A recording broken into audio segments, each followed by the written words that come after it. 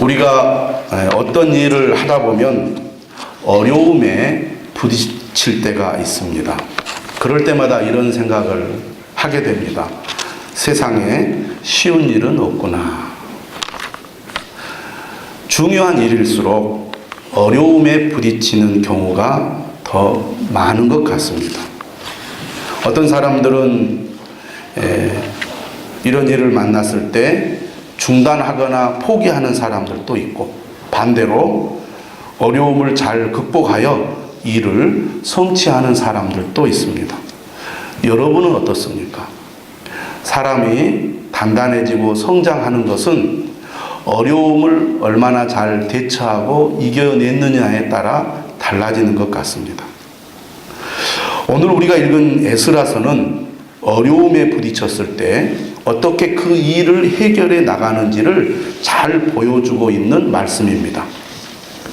에스라 성경은 바벨론의 포로로 잡혀갔던 유대인들이 다시 예루살렘과 유다로 돌아온 이야기를 다루고 있습니다. 하나님께서는 나라를 잃고 포로로 잡혀간 하나님의 백성들이 70년이 차면 예루살렘으로 귀환할 수 있게 해 주시겠다고 약속하셨습니다. 그리고 그 약속을 지키셨습니다. 이전에 바벨론 왕은 예루살렘과 하나님의 성전을 파괴하고 하나님의 백성들을 죽이고 또 포로로 잡아갔습니다. 하지만 바벨론을 무너뜨리고 새로운 제국을 건설한 페르시아는 피지배민들의 거주의 자유와 종교의 자유를 허락했습니다. 페르시아의 고레스 왕은 칙령을 내려서 유대인들이 예루살렘과 유다로 돌아가서 성전을 짓도록 허락을 하게 됩니다. 그리고 바벨론 왕이 빼앗았던 예루살렘 성전의 보물들도 돌려주라고 명령을 하죠. 42,360명의 유대인들이 드디어 예루살렘과 유다 땅에 돌아왔습니다. 그들은 한 마음이 되어 이듬해 둘째 달에 성전 공사를 시작하게 됩니다. 그들이 여호와의 성전에 기초를 놓으면서 하나님께 찬송하고 감사하는데 감격의 눈물을 흘리고 기쁨으로 크게 함성을 지르는 것을 볼 수가 있습니다. 나라를 잃어버린 백성들이 나라를 다시 찾게 되고 하나님께 예배 드릴 수 있는 성전을 다시 지을 수 있게 된 것이 얼마나 감격스러웠겠습니까? 나라를 잃어버렸을 때 그들은 아마 그런 생각을 했을 것입니다. 이제 우리는 다시 나라를 되찾을 수 없겠구나. 어떤 일이 10년, 20년, 30년, 40년 이렇게 지속이 되면 이제는 모든 것이 끝이 났구나 이렇게 생각하기가 쉬울 것입니다. 우리나라가 일제 지배 아래에 있을 때 많은 지식인들이 처음에는 독립의 희망을 가졌지만 일제 치하의 기간이 10년, 20년, 30년이 지나니까 전부 다 마음을 내려놓고 이제 더 이상 우리는 안 되겠구나 생각을 했던 거죠. 그런데 하나님께서 기적적으로 이스라엘 백성들을 해방시켜 주셔가지고 70년 만에 예루살렘으로 돌아올 수 있게 해주셨으니 얼마나 감격스러웠겠습니까? 그들이 나라를 잃어버린 이유는 하나님의 명령을 계속해서 거역하고 불순종했기 때문입니다. 그들이 다시 돌아와서 성전을 지으려고 한 것은 이제는 우리가 하나님 중심으로 살겠습니다. 하나님 말씀을 따라 살겠습니다. 우리가 이렇게 비참한 신세가 되고 나라를 잃어버렸던 것은 하나님의 말씀을 듣지 않고 고집을 부렸기 때문입니다. 이제 우리가 살 길은 하나님의 말씀을 듣고 그 말씀에 순종하는 것입니다. 이를 위해서 우리가 성전을 짓고 다시 하나님께 예배를 드릴 수 있게 되는 것, 이것이야말로 우리가 가장 바라는 일이었고 이 일이야말로 우리에게 가장 우선되는 일이라고 믿습니다. 그 믿음을 가지고 그들이 성전 기초를 놓았던 것이죠. 과거에 솔로몬 성전을 보았던 노인들은 대성통곡을 했습니다. 예전에 비해서 새로 지으려는 성전은 초라하지만 그래도 우리가 다시 성전을 지을 수 있게 되니까 얼마나 감격스러웠겠습니까? 또 젊은이들은 이제 우리가 고국으로 돌아와서 부모의 땅으로 돌아와서 다시 시작할 수 있다고 생각을 하니까 얼마나 감격스럽겠어요. 소리를 지르고 크게 외치면서 하나님을 찬양하고 하나님께 감사를 드린 거죠. 이렇게 예루살렘으로 돌아와서 성전을 짓는 이 시작이 매우 좋았습니다.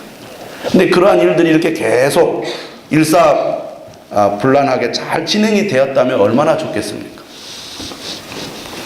4장으로 넘어가면, 제가 지금까지 한 얘기는 에스라 1장부터 3장까지 얘기입니다. 4장으로 넘어가면 큰 벽에 부딪히게 됩니다. 오랫동안 이스라엘 땅이 유대인이 아닌 다른 사람들의 땅이 되어 있다 보니 그들이 그 땅의 주인이 되어가지고 이 땅은 우리 땅이다, 이런 의식을 가지고 살아가는 사람들이 많이 있었던 것이죠. 그런데 다시 유대인들이 들어와가지고 그들이 그 땅을 차지하게 되니까 못마땅하게 여기고 그들이 하고자 하는 성전 건축을 방해하기 시작합니다. 여러분, 우리가 어떤 어려움에 처할 때 그 어려움이 작은 어려움이면 이겨내는 것이 어렵지 않습니다. 근데 그 어려움이 큰 어려움이면 상당히 힘에 부치게 되죠. 더 나아가서 그 반대가 끈질기고 지속적이면 어지간한 사람들은 다 포기하게 되어 있습니다. 도저히 저 반대로 어떻게 이겨내? 요즘도 우리가 건축을 하게 되면 민원을 제기받는 경우가 많습니다. 민원 제기가 간단하고 쉬우면 어떻게 잘 합의해서 그거를 해결할 수가 있어요.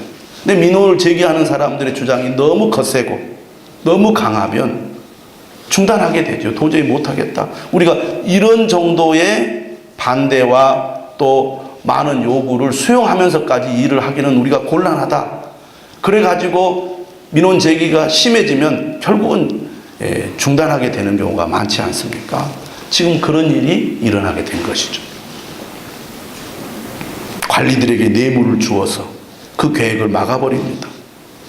이처럼 좋은 마음으로, 설레이는 마음으로, 기대하는 마음으로 시작했던 성전 재건 공사가 시작하자마자 반대에 부딪히게 되는데, 이렇게 중단된 기간이 무려 몇 년이나 흘러갔느냐면 16년이나 흘러가게 됩니다.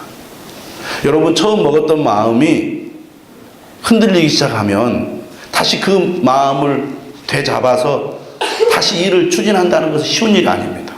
근데 그 흔들리는 기간이 짧아야 다시 시작하기도 쉽지, 이제 우리는 못하겠다 이렇게 생각하는 마음이 길어져 버리면 우리는 다시는 못해. 할 수 없는 일이야. 이렇게 돼버리기가 쉽지 않겠습니까? 무려 16년이나 흘러버렸으니 기대가 큰 만큼 실망도 컸을 것입니다. 더 좌절감도 컸을 거예요. 이제는 안 되는구나. 그렇지, 우리가 나라도 잃어버리고 포로로 잡혀갔던 민족인데 우리에게 되는 일이 뭐가 있겠어. 그렇지, 역시나 안 되는구나. 아마 그런 생각을 했을지 모릅니다. 그런데 여러분, 오늘 우리가 읽은 본문을 읽어보면 오랫동안 중단되었던 성전 재건 공사가 어떻게 다시 시작되었는지를 잘 보여주고 있습니다. 16년 동안이나 중단되었던 성전 재건 공사가 어떻게 다시 시작될 수 있었을까? 그 비결이 어디에 있었을까? 오늘 본문은 잘 가르쳐주고 있습니다. 무엇보다도 성전 재건 공사가 다시 시작될 수 있었던 것은 그 일이 하나님이 원하시는 일이었고, 하나님이 기뻐하시는 일이었고, 하나님이 계획하신 일이었기 때문에 그 일이 다시 시작될 수 있었다는 것입니다. 할렐루야. 할렐루야. 어떤 사람이 하나님의 은혜로 예수 그리스도를 믿게 되었습니다. 그런데 신앙생활을 하다 보면 어려운 일들이 있잖아요. 시험에 드는 일이 있잖아요. 그러다 보면 어떤 일이 발생합니까? 나 그만 교회 다닐래. 나 더 이상 예수 안 믿을래. 이렇게 신앙생활을 중단하는 일들이 생깁니다. 그런데 정말 하나님께서 그 사람을 선택하셨고 하나님이 그 사람을 부르셨다면 그 사람이 중간에 다시 나 그만 믿을래 하고 하나님을 떠나도 하나님은 어떻게 해서든지 그 사람을 다시 불러서 하나님 앞으로 나오게 하시더라는 것입니다. 할렐루야.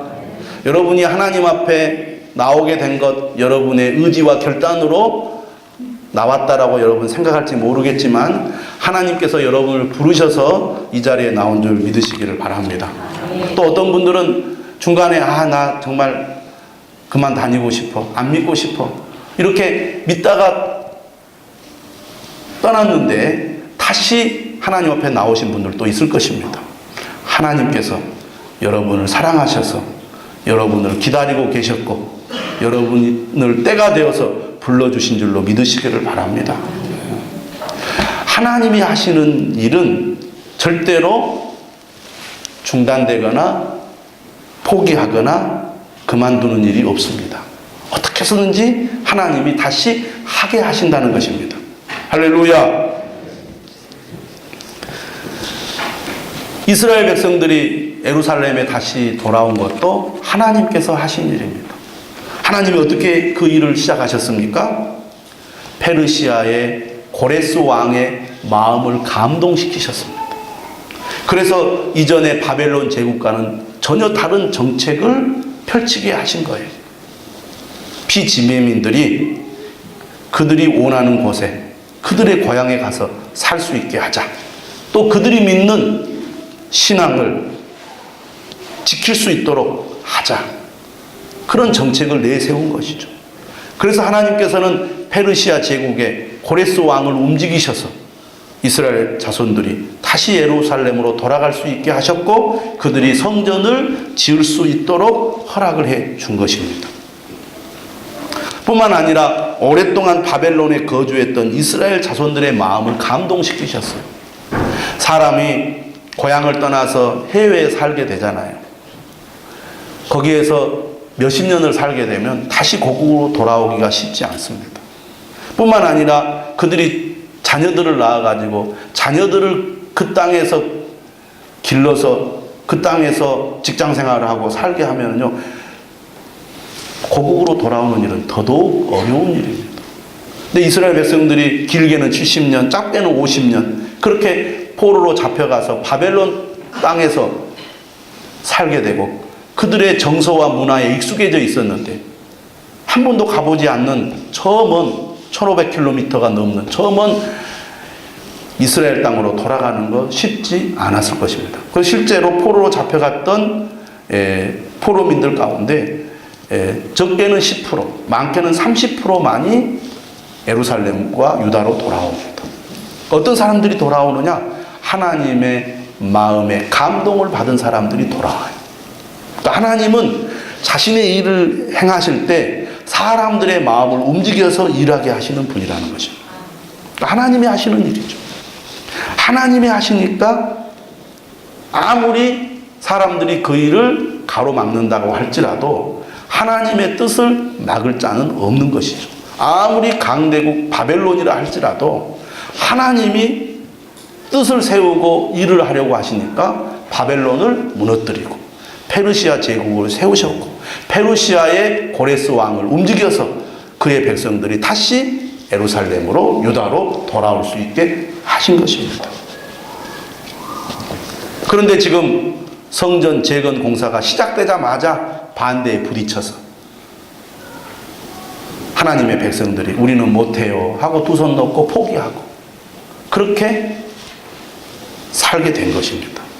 하나님이 시작하신 일 어떻게 하시겠습니까? 하나님이 그 일을 다시 하시는 것이죠. 어떻게 하나님께서 그 일을 다시 시작하게 하시느냐? 오늘 5장 1절에 보시면 이렇게 되어 있습니다. 선지자들 곧 선지자 학계와 id도의 손자 스가랴가 이스라엘의 하나님의 이름으로 유다와 예루살렘에 거주하는 유다 사람들에게 예언하였더니, 이스라엘의 하나님의 이름으로 예언하였더니, 선지자가 누굽니까? 하나님의 말씀을 받아서 하나님의 말씀을 전달하는 사람입니다. 그러니까 이 일을 지금 누가 계획하시고 그 일을 추진하십니까? 하나님이. 두 손 놓고 우리는 못해요. 하나님이 계획하시고 하나님이 그 일을 시작하셨는데 힘들고 어렵다고 못해요 하고 두 손 놓고 있으니까 다시 하나님이 나서서 너희들 성전 건축 다시 해야지 라고 하나님이 말씀하시는 거예요. 하나님께서 선지자들을 보내서 이스라엘 자손의 마음을 움직이시는 것을 보게 됩니다. 오늘 1절에 나오는 학개와 스가랴, 구약 성경 제일 마지막 성경이 뭡니까? 학개, 스가랴, 말라기죠. 이 학개와 스가랴가 하나님의 부름을 받아 성전 공사를 중단한 백성들을 향하여 하나님의 말씀을 전합니다. 학개 1장 4절에 이렇게 되어 있습니다. 제가 세 번역으로 읽어드리겠습니다. 성전이 이렇게 무너져 있는데 지금 너희만 잘 꾸민 집에 살고 있을 때란 말이냐. 하나님께서 성전 공사를 중단하고 있던 이스라엘 자손들을 향하여 강력한 질문을 던지고 있습니다.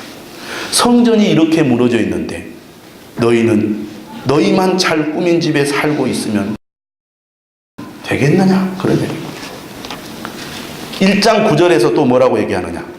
너희가 많이 거두기를 바랐으나 얼마 거두지 못했고 너희가 집으로 거두어 들였으나 내가 그것을 흩어버렸다. 그 까닭이 무엇이냐? 나 만군의 주의 말이다. 나의 집은 이렇게 무너져 있는데 너희는 저마다 제 집 일에만 바쁘기 때문이다.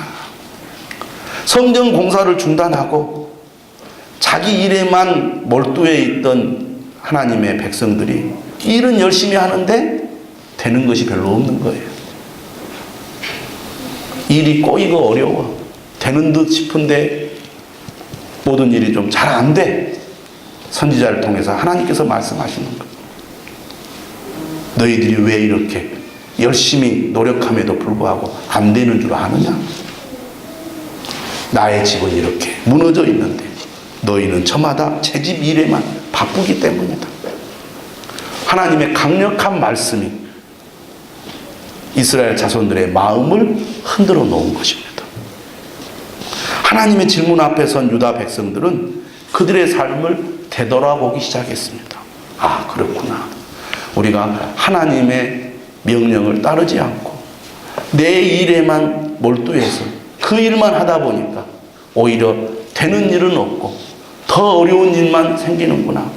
정말 우리에게 무엇이 더 먼저고 중요한가?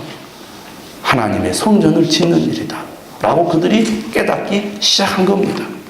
그래서 그 말씀을 듣고 2절에 이에 스알디엘의 아들 수룹바벨과 요사닥의 아들 예수아가 일어나 예루살렘에 있던 하나님의 성전을 다시 건축하기 시작하며 하나님의 선지자들이 함께 있어 그들을 돕더니 이렇게 되어 있습니다.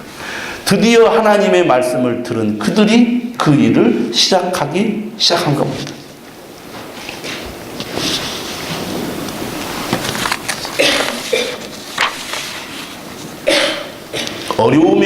어려움이 닥쳤을 때 어떻게 할까요? 내가 하고자 하는 일이 정말 하나님의 뜻인가? 하나님이 기뻐하시는 일인가? 물어야 합니다. 내가 하고자 하는 일의 동기와 방법이 선한 일인가? 하나님의 뜻에 맞는가? 물어야 되겠죠. 여러분, 우리가 하나님의 뜻을 잘 알려면 질문을 해야 합니다. 성경을 그냥 읽으면 하나님의 뜻을 잘 발견하지 못할 때가 많이 있습니다. 그런데 질문을 던지면 성경이 답을 해요. 어떤 어려운 문제에 부딪혔을 때 우리가 물어야 합니다. 성경이 뭐라고 말하는지, 대답하는지를 들을 수 있게 될 것입니다.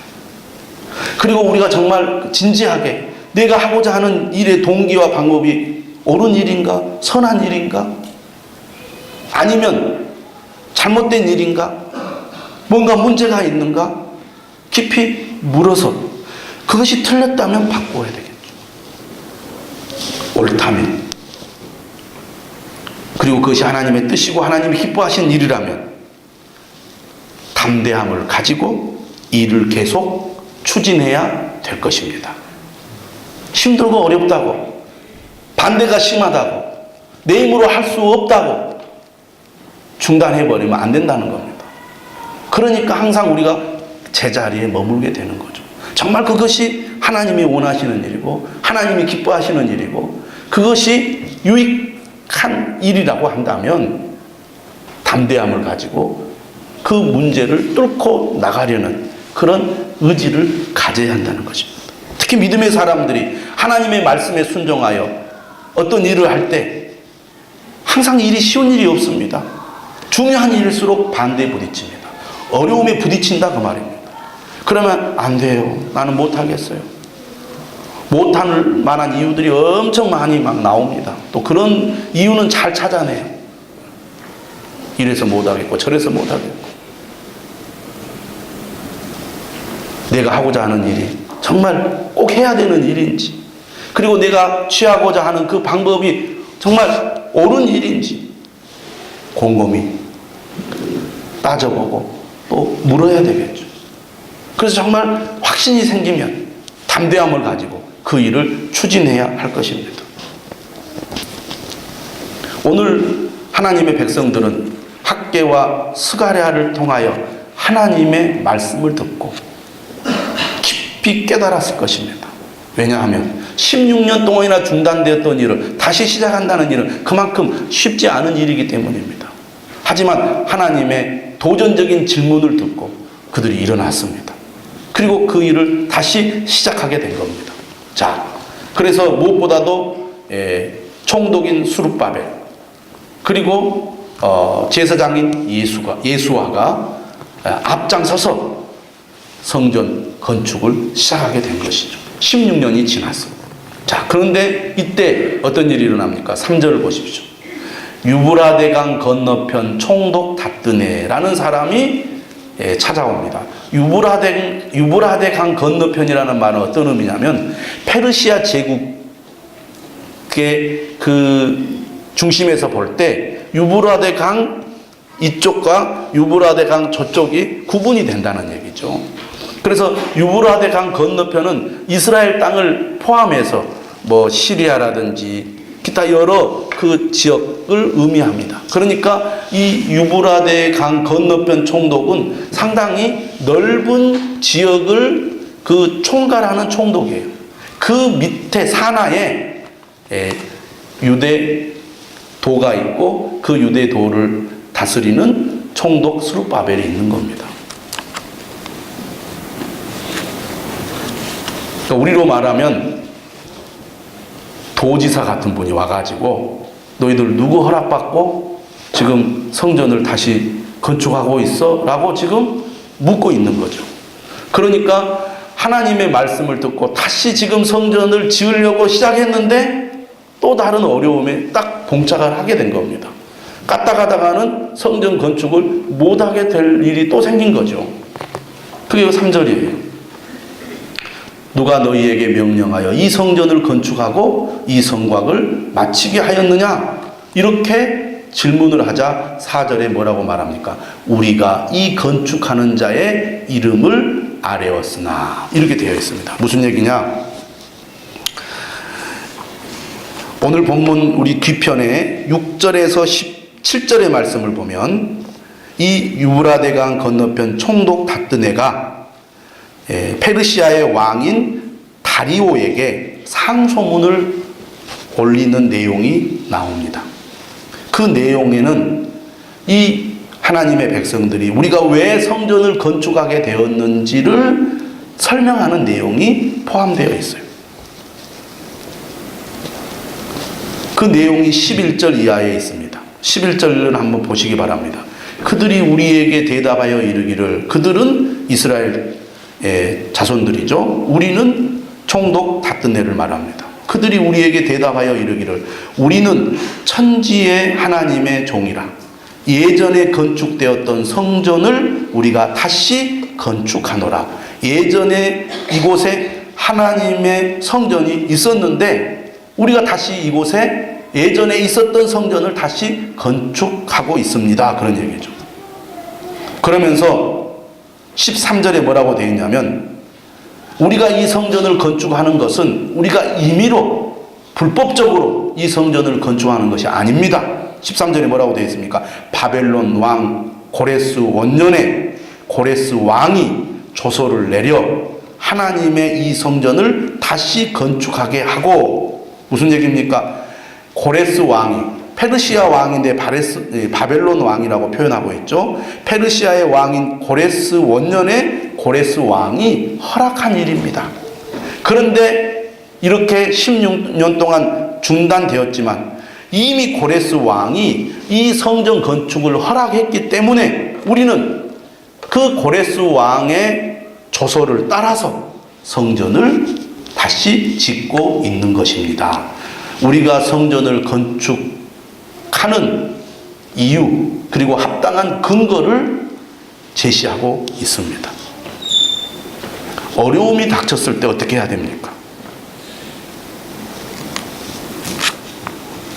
그 어려움을 대처할 수 있는 방안을 지혜롭게 준비해야 한다는 겁니다. 무엇 때문에 우리가 이렇게 어려움에 처했는가? 그리고 이 어려움을 이겨내기 위해서 우리가 무엇을 해야 하는가? 어떻게 그 어려움을 대처할 것인가? 이것을 잘 생각하고 준비해서 어려움에 부딪혔을 때 지혜롭게 그것을 해결해 나갈 수 있도록 해야 된다는 겁니다.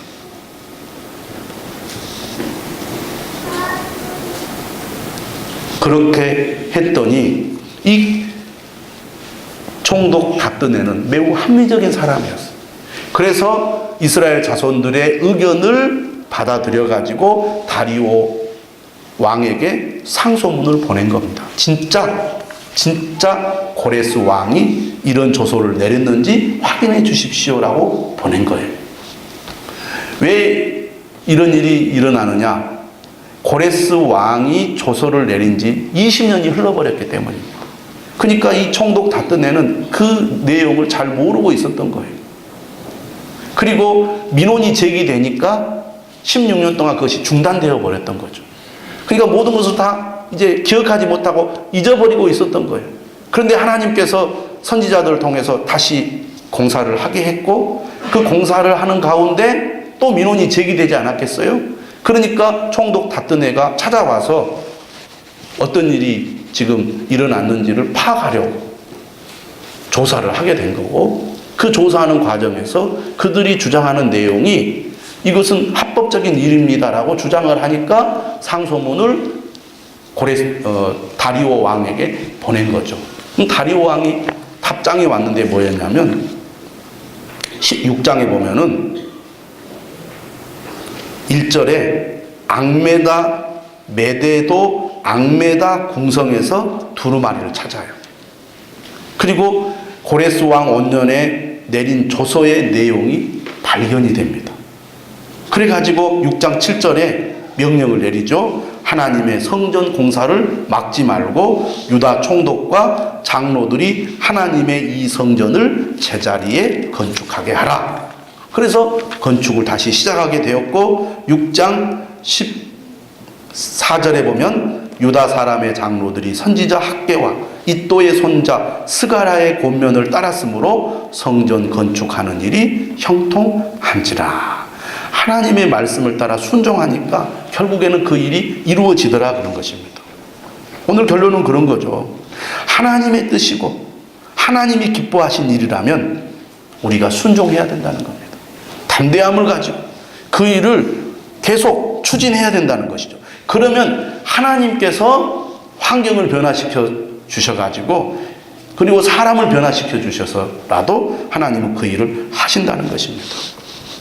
그러므로 우리가 하나님의 일을 행할 때 어떤 어려움에 부딪힌다 할지라도 그것이 하나님의 뜻인지 하나님이 기뻐하신지 묻고 정말 그것이 하나님이 기뻐하신 일이라면 우리가 담대함을 가지고 그 일을 계속 지속해야 될 줄로 믿습니다. 그리고 어려움에 처할 때 어떻게 하면 이 어려움을 해결할 수 있을까 길을 찾아야 돼요. 못한다고 생각하면 길이 보이지 않습니다. 하나님이 함께 하시니까 될 수 있다 이 믿음을 가지면 길이 보이기 시작해요. 여러분도 그런 경험 다 있을 겁니다. 안 돼, 못해. 그러면 길이 안 보여요. 그러나 하나님이 함께 하시고 하나님이 도와주시니까 될 거야. 그런 믿음을 가지고 준비하면요. 길이 보이기 시작해요. 길이 열리기 시작합니다. 그래서 결국은 돼요. 못한다, 안 된다고 생각하니까 못하지. 하나님이 허락하신 일이라면 되게 돼 있습니다. 여러분, 그러므로 하나님이 감동하실 때 민감하시고 하나님의 뜻에 순종하여 어떤 어려움에 부딪힌다 할지라도 믿음을 가지고 여러분 앞으로 나아가시기를 주님의 이름으로 축원합니다. 찬송하겠습니다.